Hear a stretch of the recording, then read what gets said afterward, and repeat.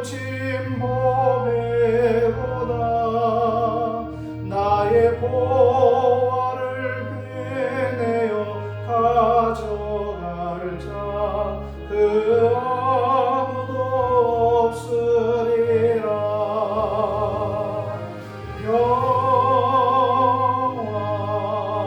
평화로다 하늘 위에서 내려오네. 그 사랑의 물결이 영원토록 내 영혼을 덮으소서. 내 영혼의 평화가 넘쳐남은 주의 큰 복을 받음이라. 내가 주야로 주님과 함께 있어 내 영혼이 편히 쉬네.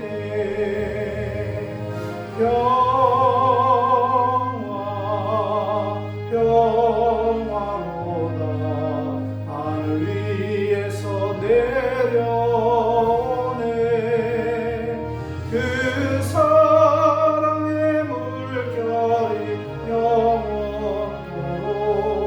내 영혼을 덮으소서. 이 땅 위에 험한 길 가는 동안 참된 평화가 어디 있나. 우리 모두 다 예수를 친구 삼아 이 평화를 누리겠네. 아멘.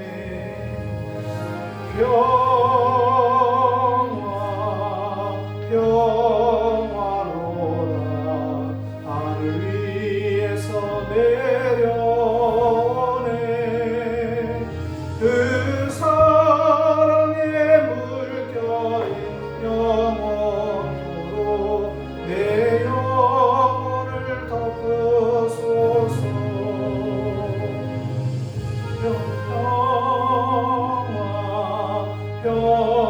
평화로다 하늘 위에서 내려오네. 그 사랑의 물결이 영원토록 내 영혼을 덮으소서.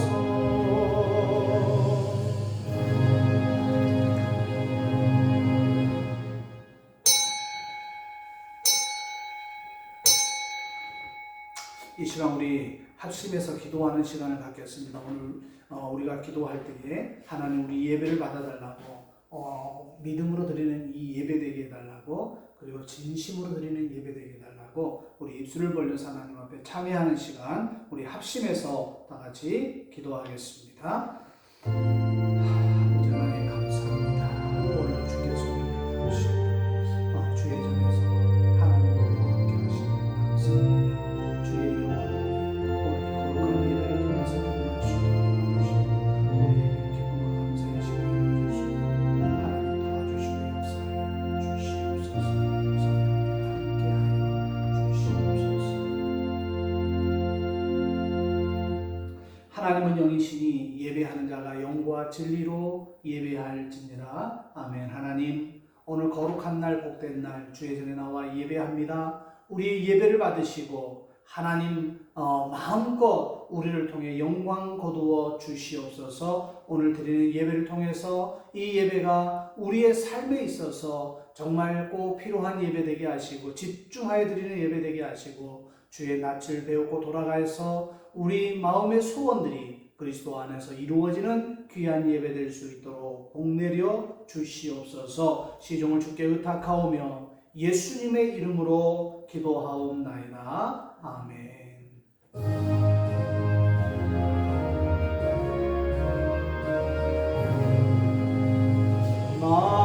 만복의 근원 하나님 먼 백성 찬송 드리고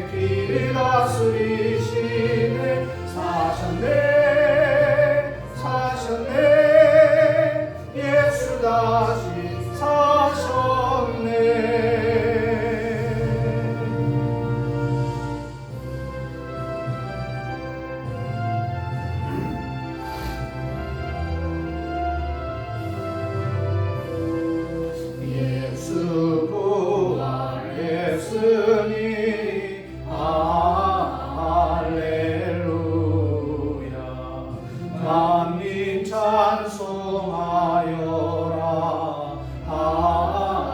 할렐루야. 천사들이 즐거워. 할렐루야. 기쁜 찬송 부르네. 할렐루야. 길과 진리 되신 주. 할렐루야. 우리 구원하겠네. 할렐루야. 부활 생명 되시니. 할렐루야. 우리 부활하겠네. 할렐루야. 아멘. 나는 전능하신 아버지 하나님, 천지의 창조주를 믿습니다. 나는 그의 유일하신 아들 우리 주 예수 그리스도를 믿습니다.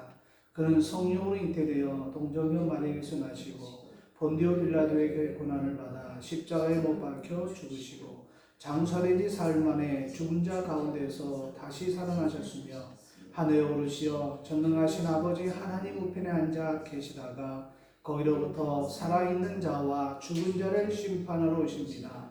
나는 성령을 믿으며 거룩한 공교회와 성도의 교제와 죄를 용서받는 것과 몸의 부활과 영생을 믿습니다. 아멘.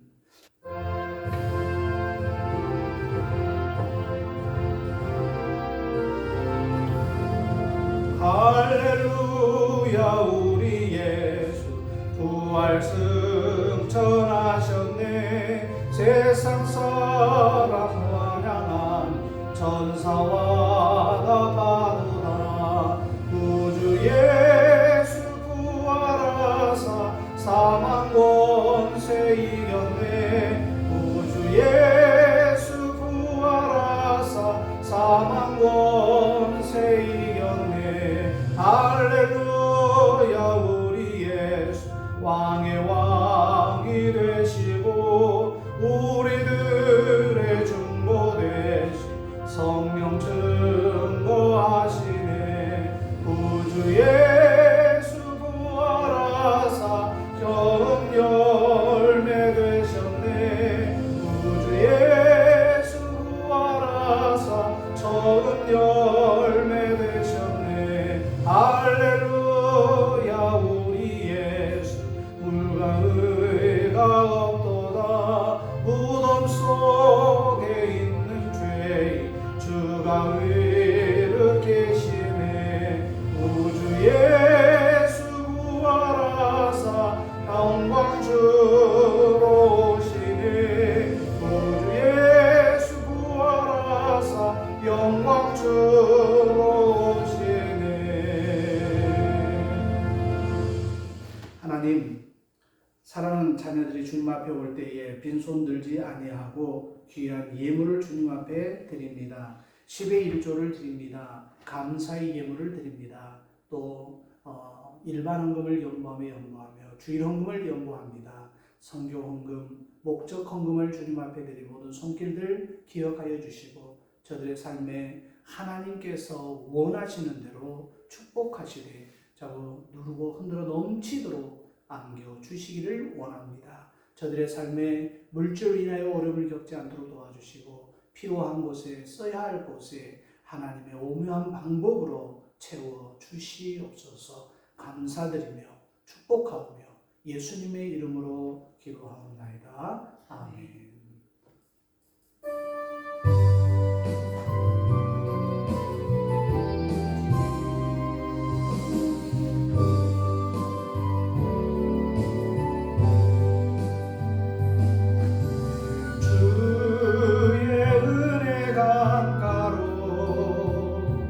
저 십자가의 강가로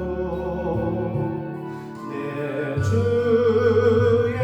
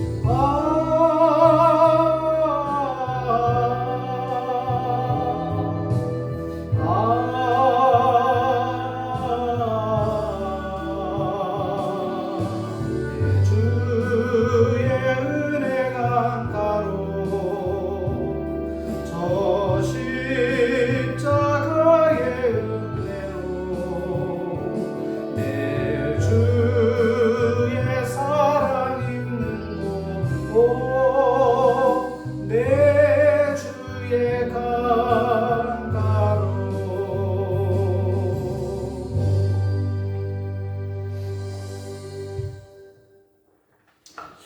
오늘 함께할 하나님의 말씀 보겠습니다.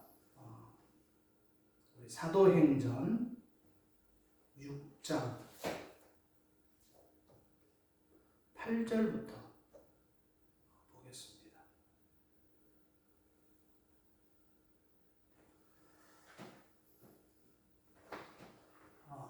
오늘 본문은 이 사도행전 6장 8절부터 8장 2절까지인데 본문이 너무 깁니다. 그래서 오늘은 이 설교 시간은 여러분이 한번 읽어보시고 본문 낭독할 때는 사도행전 6장 8절에서 15절까지 하고 그 다음 7장 54절로 60절까지 그렇게 교독하겠습니다.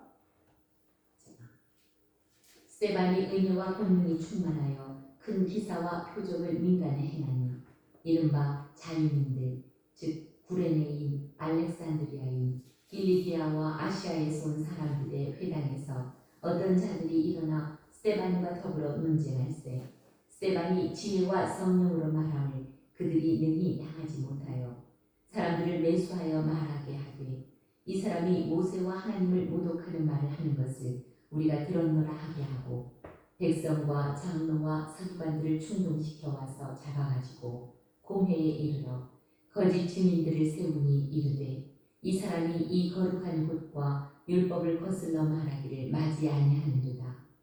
그의 말에 이 나사렛 예수가 이곳을 헐고 또 모세가 우리에게 전하여 준 규례를 고치겠다 함을 우리가 들었노라 하더니 공회 중에 앉은 사람들이 다 스데반을 주목하여 보니 그 얼굴이 천사의 얼굴과 같더라. 그들이 이 말을 듣고 마음에 찔려 그를 향하여 이를 갈려니 스데반이 성령 충만하여 하늘을 우러러 주목하여 하나님의 영광과 및 예수께서 하나님 우편에 서신 것을 보고 말하되 보라 하늘이 열리고 인자가 하나님 우편에 서신 것을 보노라 한데 그들이 큰 소리를 지르며 귀를 막고 일제히 그에게 달려들어 성 밖으로 내치고 돌로 칠세 증인들이 옷을 벗어 사울이라는 청년의 발 앞에 두니라. 그들이 돌로 스데반을 치니 스데반이 부르짖어 이르되 주 예수여 내 영혼을 받으시옵소서 하고 무릎을 꿇고 크게 불러 이르되 주여 이 죄를 그들에게 돌리지 마옵소서 이 말을 하고 자니라. 상당히 본문이 깁니다. 스데반의 설교가 들어가 있기 때문에 이 7장은 거의 스데반의 설교가 포함되어 있어서 본문이 상당히 깁니다. 오늘 사도행전 강의 15번째 시간으로 순교자 스데반에 대해서 우리가 좀 알아야 될 것 같습니다. 2021년 아마 도쿄올림픽에서 있었던 일입니다. 양궁에 출전한 우리 한국 대표들 선수들이 심장 박동을 그 당시에 심장 박동 그 기계를 차고 이제 양궁 경기장에 처음으로 아마 올림픽 역사상 처음으로 그 심장 박동기를 차고 경기에 임한 적이 있습니다. 그때 20살이었던 안산 선수 상당히 제가 그때 많이 응원을 했는데 이 안산 선수가 결승전에서 러시아 선수와 5대5로 비겼어요.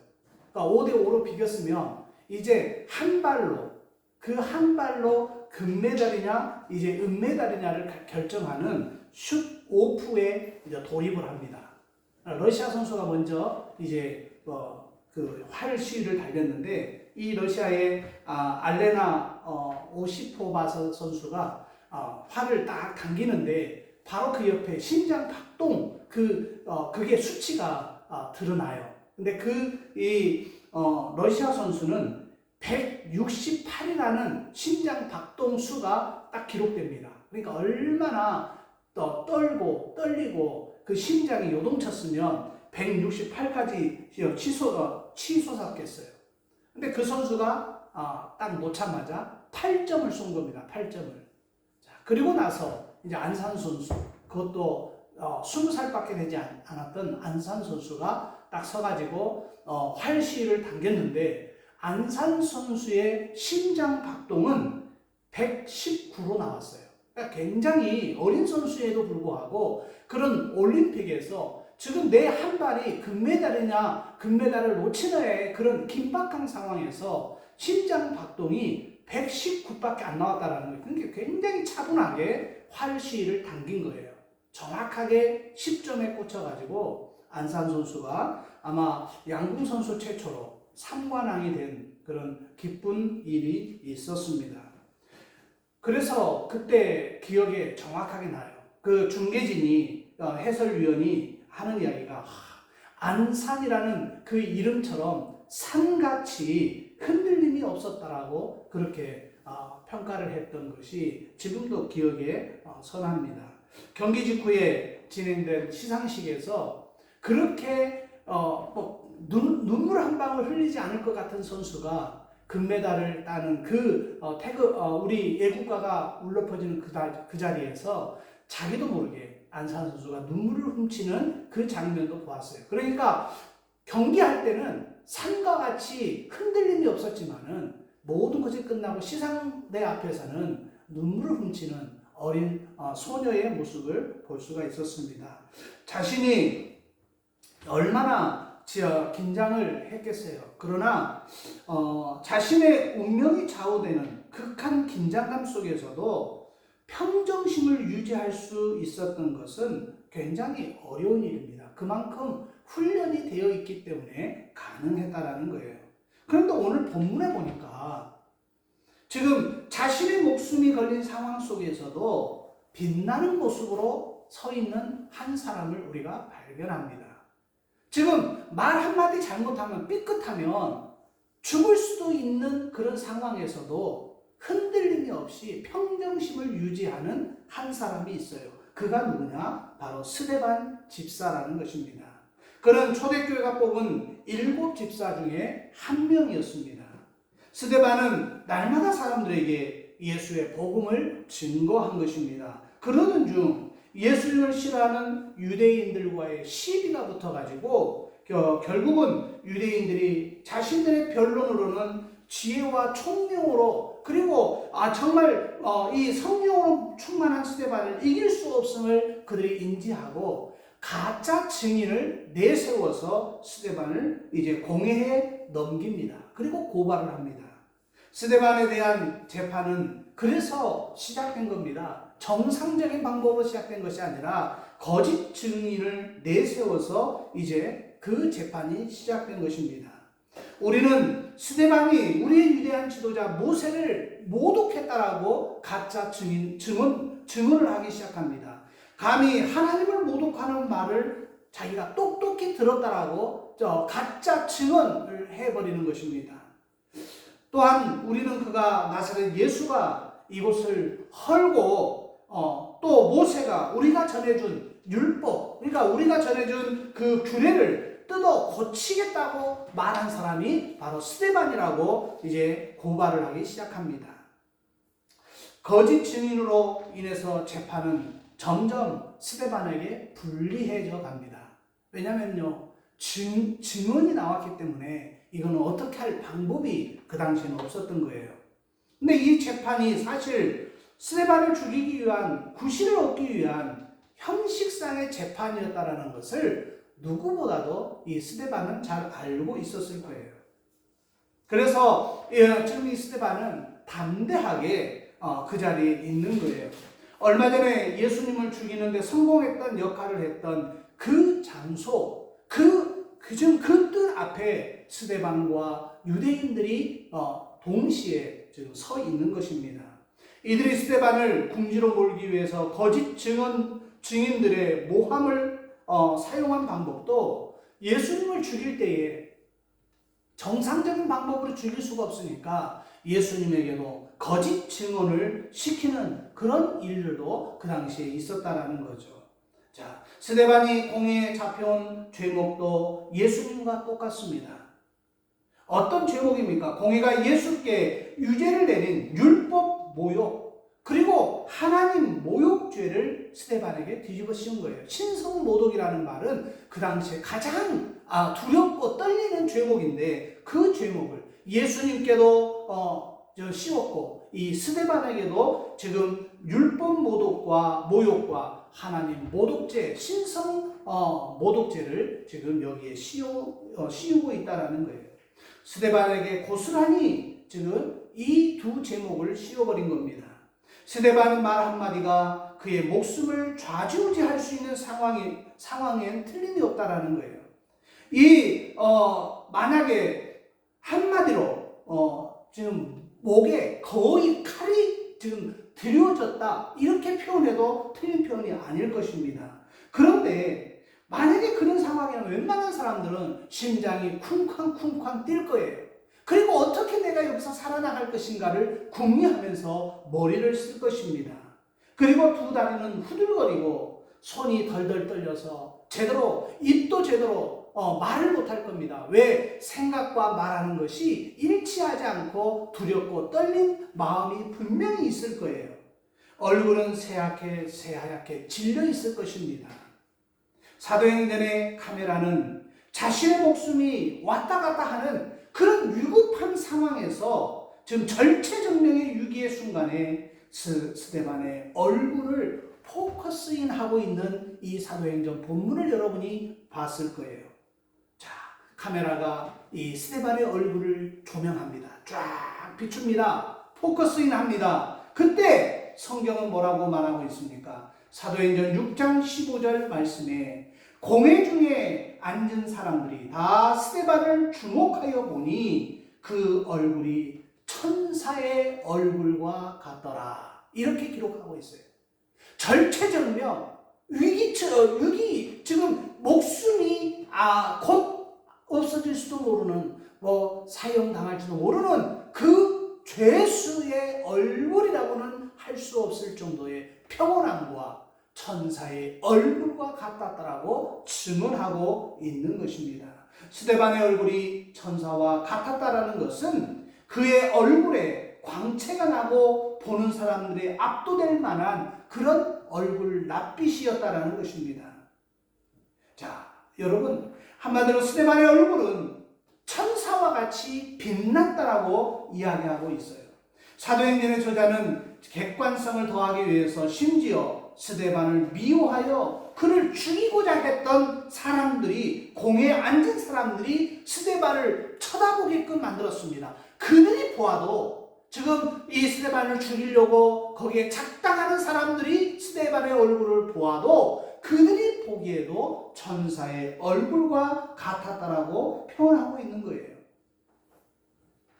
그가 놓인 상황이 지금 무슨 아카데미 시상식이 아닙니다. 청룡영화제 대상을 뽑는 그런 순간이 아니에요. 그럼에도 불구하고 만약에 여러분 그런 시상식에 쓰는 대상 받는 사람의 얼굴이 어떻습니까? 환하게 핍니다. 그리고 카메라가 그 얼굴을 비췄을 때 많은 사람들이 활짝 웃고 있거나 어떤 사람은 감격에 겨워서 눈물을 훔치는 사람도 분명히 있다라는 거죠. 그러나 오늘 이 스데반에게 집중했던 카메라는 스데반이 천사의 얼굴과 같이 빛나고 있었다라는 것입니다. 자신이 죽을지도 모르는 상황 속에서도 천사의 얼굴을 하고 빛나는 모습으로 서 있을 수 있었다라는 거예요. 왜 이것이 가능했을까요? 스데반의 얼굴이 이처럼 천사와 같이 빛날 수 있었던 비결은 무엇이었을까요, 여러분? 하나님을 바라보면서 살아왔기 때문에 그게 가능했다라는 것입니다. 사도행전을 보면 스데반이 성령에 충만했다라는 표현이 반복적으로 등장합니다. 이로 말미암아 우리는 스데반의 얼굴이 천사와 같은 광채로 빛날 수 있었던 이유를 발견할 수 있는 거예요. 그 마음 속에, 그 마음 안에 하나님으로 충만하게 채워져 있었다라는 것입니다. 그렇습니다. 하나님을 바라보며 살아가는 자는 언제 어디서나 빛이 나게 되어 있습니다. 스데반의 얼굴이 천사의 얼굴과 같았던 이유는 그가 평상시에도 하나님을 바라보며 사는, 그리고 하나님께 집중한 그 덕 때문에 지금 스데반의 얼굴이 빛나고 있었던 거예요. 밤하늘에 떠있는 여러분 달을 한번 보세요. 달이 빛을 발합니다. 그런데 여러분 과학 시간에 다 배웠잖아요. 달이 빛을 반사하는데 그 빛을 그 달 자신에게서 나오는 것이 아니라는 것을 우리가 알지 않습니까? 달은 스스로 빛을 낼 수가 없습니다. 달의 표면에서 나오는 빛은 태양빛이 반사해서 나오는 반사광의 일부분이라는 거예요. 그러니까 태양이 없으면 달은 빛을 낼 수가 없습니다. 달 한밤에, 캄캄한 밤에 이 빛을 내서 우리에게 보여질 수가 없는 거예요. 왜요? 태양이 있기 때문에 태양의 빛을 받아서 우리에게 조명해 주는 것이 달의 빛이라는 것입니다. 마찬가지로 스데반이 가진 천사의 얼굴에서 나오는 빛 역시 스데반의 얼굴에서 스스로 낼 수 있는 빛이 아니었다라는 거예요. 그가 평상시에도 하나님의 영광을 바라보며 살아갔기에 그의 얼굴에도 주님의 영광의 빛이 지금 흘러나온 결과였다라는 것입니다. 사람의 얼굴빛은 그 사람의 마음에 무엇이 있느냐에 따라서 달라집니다. 바울의 마음에 근심이 있는 사람을 보면 우리가 얼굴 표정이 어둡다라고 표현합니다. 너 왜 얼굴이 어두워? 표정이 왜 어두워? 그렇게 물어보는 이유는 무슨 일이 있니? 무슨 안 좋은 일이 있니? 이렇게 물어보는 것과 똑같다라는 거예요. 정말 행복하면 그 얼굴에 빛이 다릅니다. 얼굴 내용이 다르다라는 거예요. 만약 여러분 병원 중환자실에 대기하고 있는 가족들의 그 얼굴을 여러분이 한번 보세요. 그 중환자실에 지금 수술을 하고 있는 그 보호자들이 갖고 있는 얼굴빛은요 다 어둡습니다. 다 어두워요. 지금 수술을 하고 있는 사람이 잘못되지 않을까, 혹시나 어려움을 겪지 않을까 다 염려하는 낯빛으로 있기 때문에 얼굴빛이 어둡다라는 거예요. 그런데 만약에 반대의 경우도 있어요. 어떤 젊은 애들이 이렇게 오는데 참 얼굴이 밝거든요. 그러면 소녀에게, 그 아가씨들에게 사람들이 물어봅니다. 너 요즘 연애하니? 이렇게 물어봐요. 그 말은 무슨 말이냐면 네 얼굴빛이 확 피었다라는 이야기예요. 그러니까 사람이 사랑을 하면 얼굴빛이 핀다라는 겁니다. 그만큼 환하게 바뀌어진다라는 거예요. 사람 안에 있는 사랑이라는 감정이 실제로 사람을 더욱 밝게 만든다라는 거예요. 그리고 그 밝게 만들어준 것 때문에 얼굴빛이 살아난다라는 것입니다. 이처럼 사람의 얼굴빛은 그 마음에 무엇이 자리 잡고 있느냐에 따라서 달라질 수 있다라는 거예요. 우리의 마음에는 무엇이 자리 잡고 있습니까, 여러분? 율법을 받기 위해서 시내산에 오는 모세를 여러분 기억하십니까? 모세는 하나님의 얼굴은 보지 못했어요. 하나님의 얼굴을 보지 못하고 하나님이 딱 돌아서는 순간에 하나님의 등만 모세가 보았다라고 성경은 기록하고 있어요. 그런데도 그 얼굴에서 나는 광채로 인해서 사람들은 모세를 쳐다보지 못했다라고 성경은 기록하고 있습니다. 출애굽기 34장 29절에 모세가 그 증거의 두 판을 자기 손에 들고 시내산에서 내려오니 그 산에서 내려올 때에 모세는 자기가 여호와의 말씀하심으로 인하여 얼굴 거풀에 광채가 나나 깨닫지 못하였다, 이렇게 기록하고 있어요. 30절에도 이렇게 말합니다. 이른바 아론과 온 이스라엘 자손이 모세를 볼 때에 모세의 얼굴에 거풀의 광채남을 보고 그에게 가까이 가기를 두려워했다라고 이야기해요. 그래서 어쩔 수 없이 수건으로 모세가 얼굴을 덮었다라고 성경은 기록하고 있지 않습니까? 모세의 얼굴에 난 빛 역시 모세 스스로가 낸 빛이 아니라는 거예요. 그가 하나님을 배울 때 하나님의, 오늘 본문에 보니까 여호와의 말씀하셨음으로 인하여, 그러니까 그분의 등을 보았지만은 여호와와 함께 대면에서 말씀을 듣고 그분의 등을 본 것 때문에 지금 그분의 하나님의 영광이 모세를 통해서 드러나고 있었다는 것입니다. 인간은 스스로 빛을 낼 수 없는 존재입니다.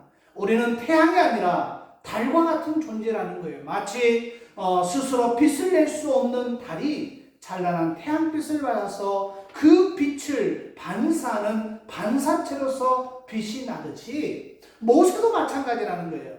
찬란하게 빛나는 하나님의 영광이 빛을 받아서 그의 얼굴에 광채가 난 것입니다. 이와 마찬가지로 우리 하나님을 가까이 하는 사람들의 얼굴은 천사의 얼굴과 같아야 된다는 것입니다. 그리고 천사와 같이 그 얼굴이 변해야 된다는 거예요. 왜냐하면 그들의 마음에 기쁨이 가득하고 평강이 가득하기 때문에 그렇다라는 것입니다. 그런데 사실 지금 스데반이 서 있는 장소, 전혀 기뻐할 수 없는 장소예요.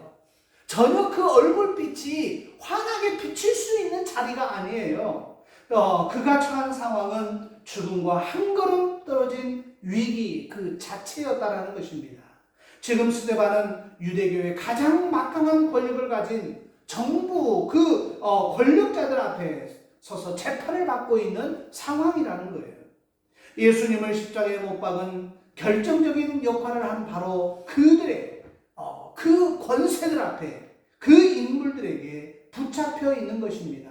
그의 생사를 결정할 수 있는 권한이 지금 그 관리들에게 분명히 있었던 거예요. 그런데 그의 중재를 입증하는 증인들의 증언도 이미 제출된 상태입니다. 자, 그러면 이제 그가 곧 하게 될 진술의 여부에 따라서 마지막으로 너의 할 말이 있느냐? 라고 물었을 때 이제 스데반이 마지막으로 무슨 말을 어떻게 할지에 관해서 자기가 내가 예수를 모른다 부인하면 거기서 살아날 거예요.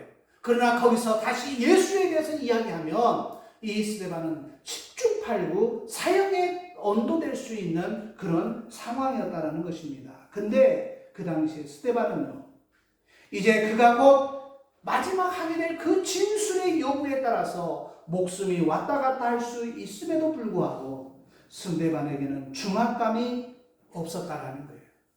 정말 두렵고 떨림이 그에게는 없었던 것 같아요. 놀라운 사실은 오늘 말씀의 이야기를 읽어보면 공의 앞에 선 스데반은 자신의 목숨을 건져야 된다라는 중압감을 전혀 느끼지 않았던 것으로 보여진다는 거예요. 오히려요, 그는 이 순간이 자신이 평생 만날 수 있는 마지막 기회일지도 모른다라고 생각을 한 거예요. 내가 언제 저 유대인들, 저 높은 관리들 앞에 내가 저들과 대등하게 쓸 수 있냐 이거예요. 그러면서 나는 평생에 저 유대인들, 좀 고관 대작들, 그리고 권세 잡은 저들에게, 종교 지도자들에게 내가 어느 순간에 쓸 수 있겠냐라는 그런 생각을 하면서 그는 예수님께 대한 받은 복음, 그리고 자기가 느꼈던 복음, 그리고 그 마음속에 간직했던 예수에 대한 복음을 이제 정말 일생일대 최고의 위기의 순간에 그가 전도의 유일한 사명으로 깨닫고 그가 설교를 하기 시작합니다. 스데반은 자신에게 주어진 천금 같은 시간을 자신의 결백을 지금 이야기하는 정황하게 변호하는 시간으로 쓴 것이 아니라 거짓 증인들이 내뱉는 증언들을 논박하는데 그 시간을 지금 허비하는 것이 아니었다라는 거예요. 그의 얼굴에는 재판장에게 선 피고의 얼굴에서 흔히 볼 수 있는 불안감이나 어떤 죄책감의 모습을 전혀 볼 수 없었어요.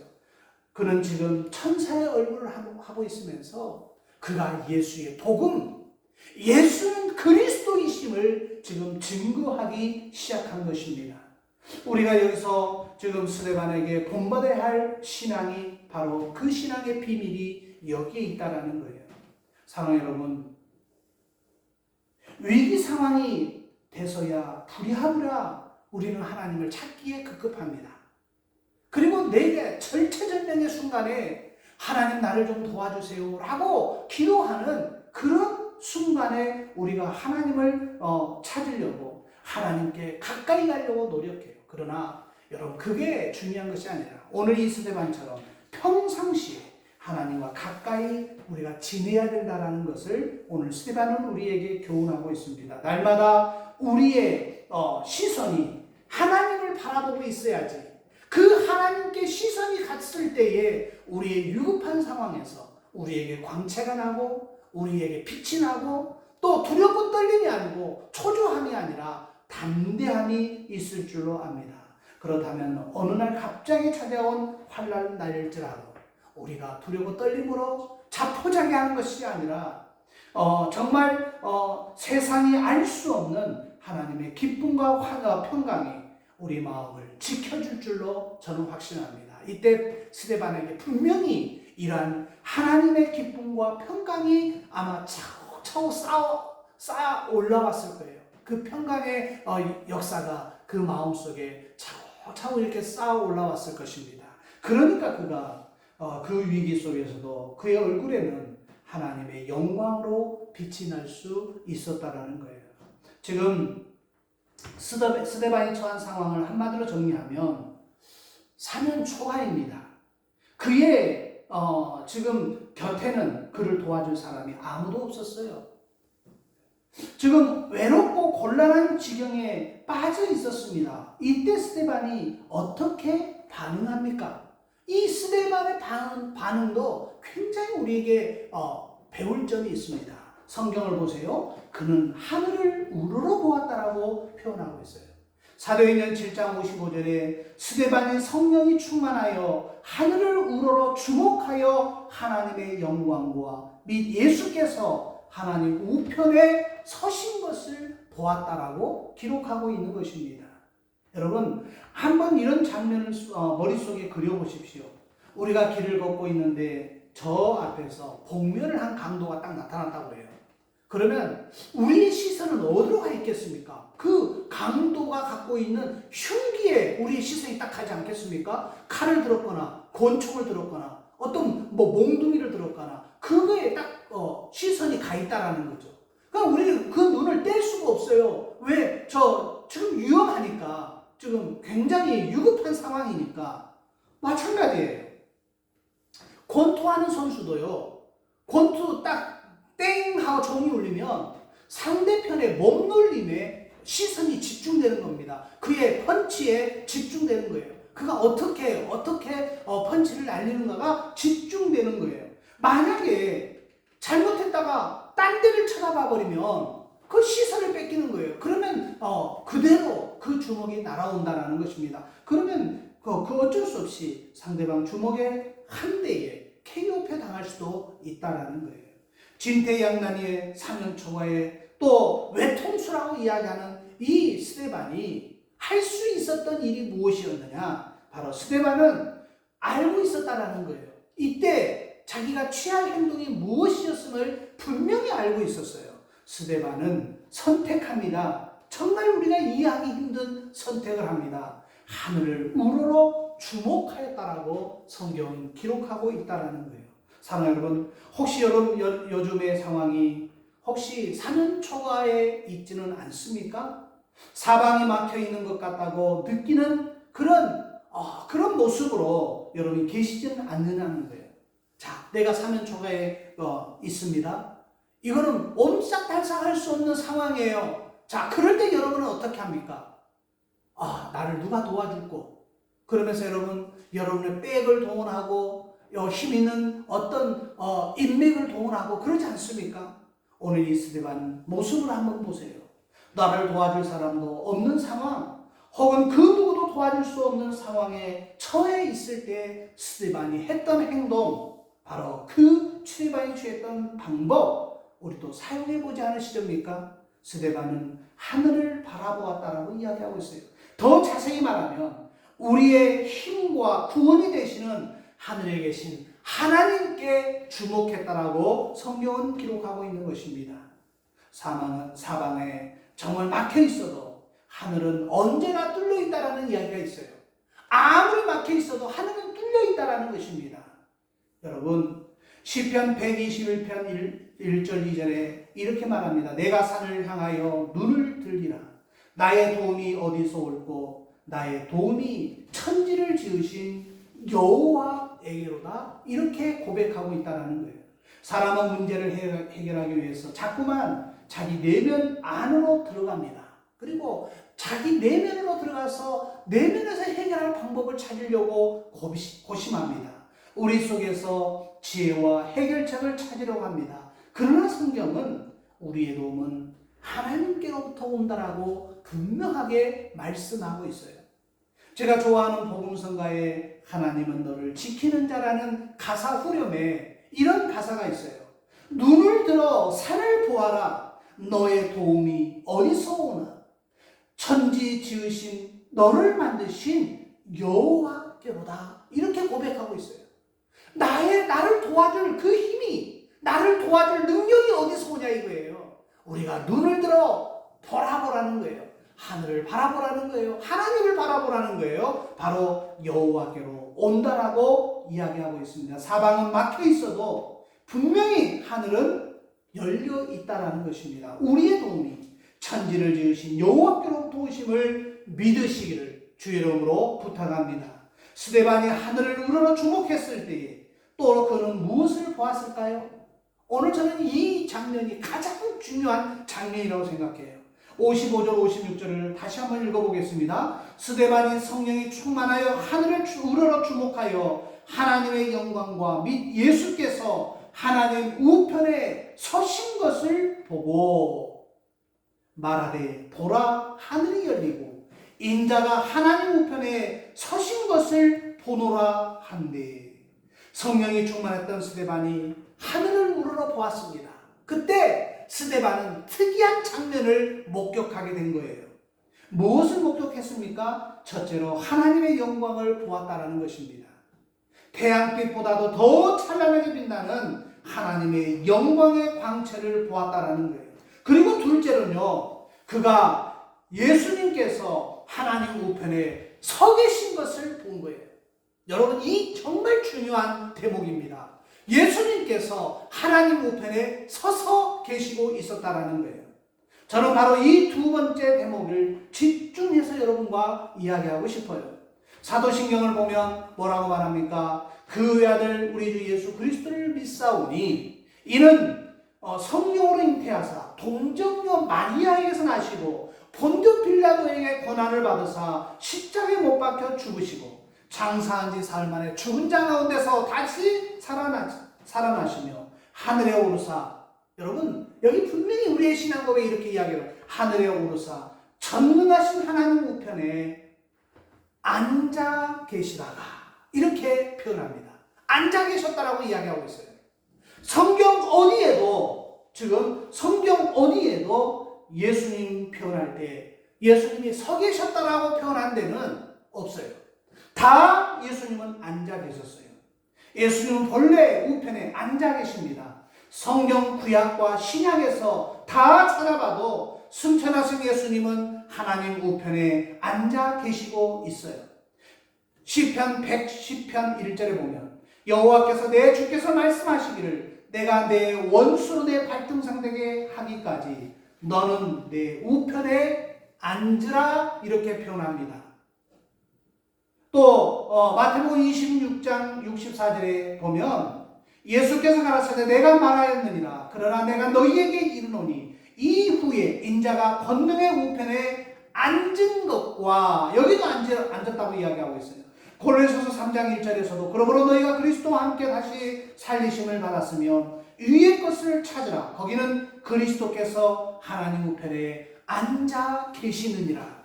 또 히브리서 1장 3절에 이는 하나님의 영광의 광채시요 그 본체의 평상이시라. 그의 능력의 말씀으로 만물을 붙드시며 죄를 정결케 하는 일을 하시고 높은 곳에 계신 위엄의 우편에 앉으셨느니라 이렇게 표현하고 있어요. 모든 성경은 하나님의 우편에 예수께서 앉아 계셨다라고 표현하고 있습니다. 그런데 유독 오늘 이 스데반은 마지막 순교의 현장에서 예수님께서 하나님 우편에 서신 것을 보았다라고 이야기하고 있어요.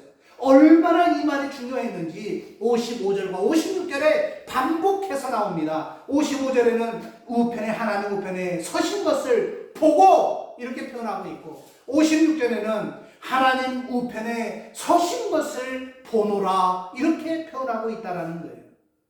왜 이런 일이 벌어졌을까요? 성경은 그 어느 곳에서도 예수님께서 하나님의 우편에 서 계신 기록은 본문 말고는 1절 없다라는 거예요. 오늘 이 엄청난 깊은 의미를 가진 본문을 우리는 한번 되새길 필요가 있다는 것입니다. 그렇다면 하나님의 보좌 우편에 앉아 계셔야 할 예수 그리스도께서 오늘 이 본문에 왜 갑자기 늘 앉아 계시던 그 예수님이 하나님 우편에서 벌떡 일어나셔서 지금 이 스데반을 주목하고 계실까요? 혹시 여러분 이거를 여러분에게 이해하기 편하게 하기 위해서 재판을 하고 있는 어떤 드라마, 재판장을 한번 여러분이 상상해 보시기 바랍니다. 재판을 하는 장면 혹시 드라마나 영화를 통해서 여러분 보았을 거예요. 자, 거기에 재판을 판결을 내리는 판사가 여러분 진행하는 동안 혹시 서 있습니까? 앉아 있습니까? 이 재판을 하는 판사들은 다 앉아 있습니다. 재판정에 다 앉아 있어요. 하나님은 예수님을 이 세상에 심판하는 권세를 주시고 그를 마지막 날에 세상을 심판할 재판관으로 세우셨어요. 따라서 재판장에서는 예수님은 하나님의 우편에 앉아 계시는 것이 마땅합니다. 딱 앉아서 위험 있게 앉아 계시는 것이 정답이에요. 재판을 하는 장소에 가면 서 있는 사람은 딱 네 부류가 있습니다. 어떤 부류냐면 법원에 죄를 고발한 원고는 서야 합니다. 또 죄를 지었다고 고발을 당한 피고도 재판장 앞에서는 서야 합니다. 그리고 피고에게 법원의 심판을 요구하는 즉 공소를 제기하는 검사도 앉아서 할 수가 없습니다. 검사도 서서 해야 돼요. 그리고 그 피고의 무죄를 위해서 피고의 곁에서 함께하는 변호사도 앉아서 변호할 수가 없습니다. 변호사도 서서 변호를 해야 돼요. 지금 스데반은 공회의 재판 장소에 나와 있는 거예요. 그는 그의 원수들 앞에 서 있습니다. 그러나 스데반은 혼자가 아니었다라는 거예요. 하나님 우편에 앉아 계셨던 주님께서 벌떡 일어나셔서 지금 예수님께서 친히 스데반의 보혜사 즉 그의 변호사가 되어서 그의 무죄를 입증해 주고 계셨다라는 것입니다. 땅에 사는 사람들은 그를 욕하고 그의 믿음을 무시하고 그를 돌을 던져서 스데반을 죽였습니다. 그러나 예수님은 스데반의 믿음의 가치를 인정해 주시고 그를 천국으로 환영해 주시기 위해서 스데반이 재판받고 있는 그 찰나에 스데반이 주목하여 예수님을 바라봤을 때 예수님은 하나님의 우편에서 앉아있는 것이 아니라 벌떡 일어서서 스데반을 주목하고 계셨다는 것입니다. 스데반은 돌에 맞아 죽었습니다. 그는 교회 역사상 최초의 순교자가 된 것입니다. 예수님의 복음을 위해서 이 땅에서 피를 흘리며 죽은 첫 번째 열매가 바로 이 스데반 집사였다는 것입니다. 예수님의 복음을 위해서 정말 영예로운 첫 순교의 열매가 되었던 거예요. 사랑하는 여러분, 하나님의 우편에 앉아 계시며 온 세상의 심판자이신 지금 이 순간 그의 보혜사 변호사가 되어주셨던 예수님께서 스데반의 믿음을 인정해 주셨습니다. 그의 죽음은 헛되지 아니하고 그의 죽음은 쓸쓸한 죽음이 아니었다라는 거예요. 하늘에 계신 예수님께서 자리에 일어나셔서 그의 믿음을 인정해 주시고 함께 해주시는 영광스러운 순교의 현장이었다라는 것입니다. 스데반은 최고의 영예를 누리면서 살아간 바로 순교했지만은 세상 사람들 보기에는 죽음을 맞이했지만은 그는 바로 승리자였다라는 사실입니다. 사랑하는 여러분, 무엇을 바라보고 살아가고 계십니까? 여러분들은 마음속 나침반의 바늘이 계속해서 우리 마음속의 나침반의 바늘이 하나님을 향해서 끊임없이 요동치고 있습니까? 아니면 세상을 향해서 요동치고 있습니까? 이 스데반의 믿음을 우리는 본받으시기를 바랍니다. 아무리 힘들고 어려운 위기 상황이라 할지라도 하나님을 바라보십시다. 사방은 막혀 있어도 분명히 하늘은 열려 있습니다. 그 하늘을 주목해 보시기 바랍니다. 그리고 하나님 우편에 서서 계신 예수님을 우리가 바라보십시다. 계속해서 하나님을 바라보고 살아갑시다. 크신 하나님을 바라볼 때 비로소 우리 인생의 문제는 작아질 수 있다는 것입니다. 우리가 하나님을 바라보고 살아갈 때 예수 그리스도께서 우리의 삶을 인정해 주셨다는 것입니다. 그리고 주님은 끝까지 우리 곁에 서서 우리를 도우시며 우리와 함께 하고 계십니다. 성령의 충만한 스데반이 날마다 하나님을 바라보므로 그의 얼굴에 천사와 같이 빛났던 것처럼 우리도 이제 하나님을 바라보고 정말 하나님을 주목하고 우리의 마음이, 우리의 믿음이 하나님께로만 딱 정조준되는 그런 믿음의 사람들이 되시기를 주의 이름으로 부탁합니다. 하나님을 끝까지 바라보므로 살아갔던 영광스러운 이 스데반의 삶이 바로 저와 여러분의 삶으로 동일하게 나타날 그런 삶으로 우리가 살아드리기를 주의 이름으로 부탁드립니다. 우리 함께 찬양하십시다.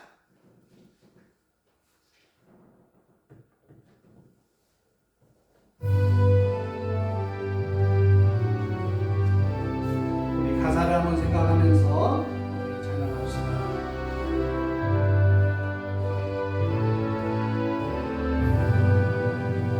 환난과 핍박 중에도 성도는 신앙 지켰네.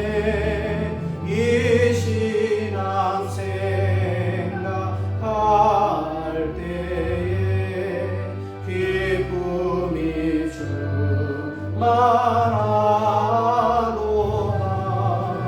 성도의 신앙 따라서 죽도록 준비하겠네.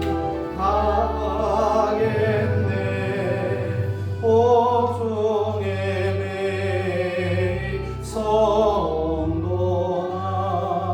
양심은 자유 얻었네.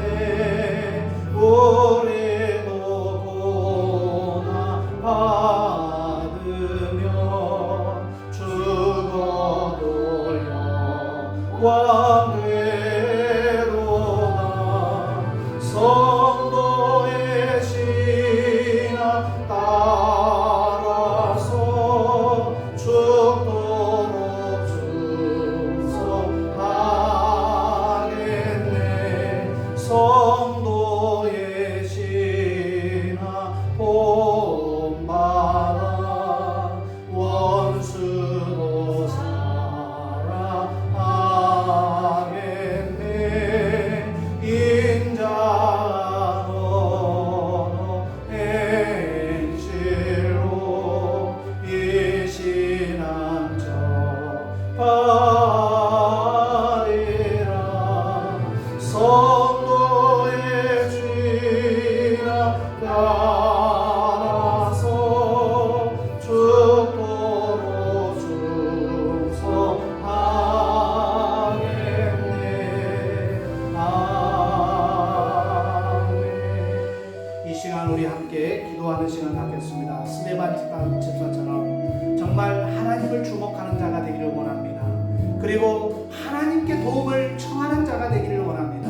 인간의 생각, 인간의 방법이 아니라 하나님 당신만이 나의 구원주가 되어주시고 나의 왕이 되어주시고 나의 주인이 되어달라고, 우리 스데반 같은 믿음을 회복하게 해달라고, 그리고 그러한 담대함을 달라고 우리 함께 기도합시다. 하나님 아버지 감사합니다. 오늘 정말 초대교회에서 최초로 순교의 열매로 그 목숨을 하나님 앞에 주게같이 보냈던 스데반 집사를 우리가 본받기를 원합니다. 그가 그의 평생의 삶이 하나님을 주목했음을 우리가 이 시간에 보았습니다.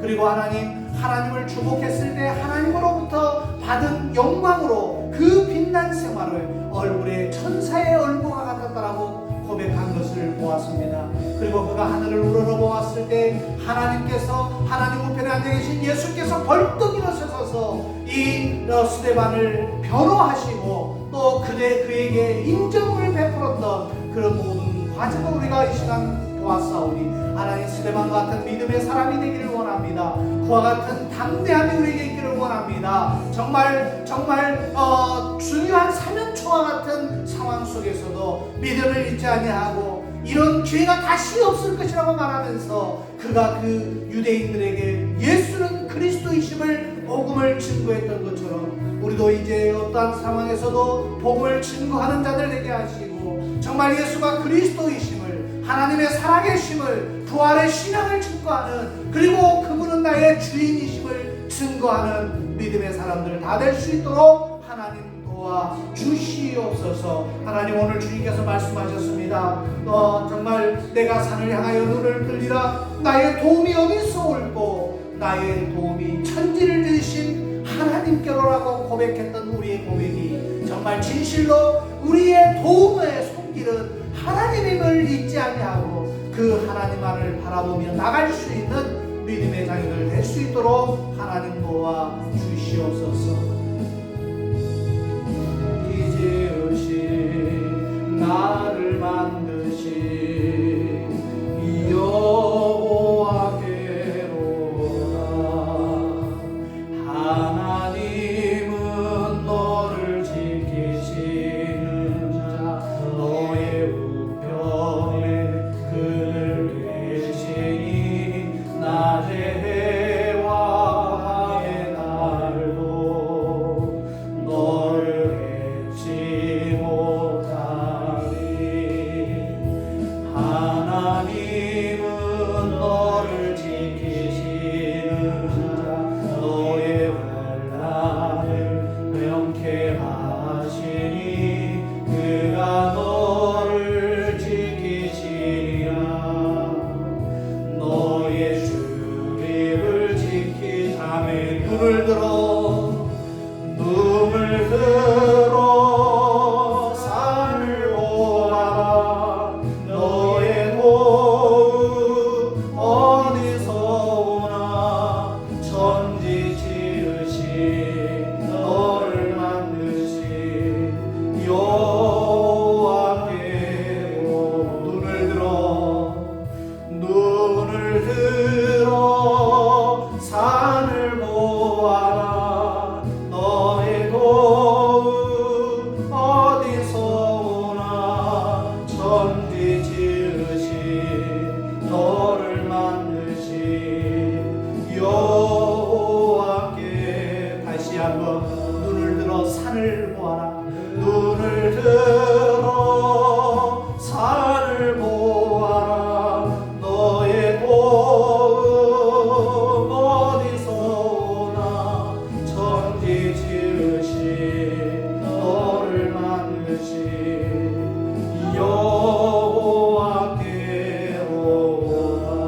여호와께로라. 이제는 우리 주 예수 그리스도의 은혜와 하나님 아버지의 그 극진하신 사랑과 성령님의 감화감동 내주교통 충만케 하시며 성령의 기름 부음의 역사가 오늘 내가 눈을 들어 산을 향하여 정말 눈을 들리라 고백하며 스데반과 같이 하늘을 주목할 줄 아는 그리고 사면초와 같은 생활에서도 하나님만을 주목하여 바라볼 줄 아는 믿음의 사람으로 내가 살아가리라 고백하며 결단하는 사랑하는 성도들 머리머리 위에와 저들의 가정과 일터와 생업과 학업 위에와 주님이 사랑하시는 꿈꾸는 교회와 이 나라와 민족 위에 이제로부터 영원토록 함께 있을지어다. 아멘.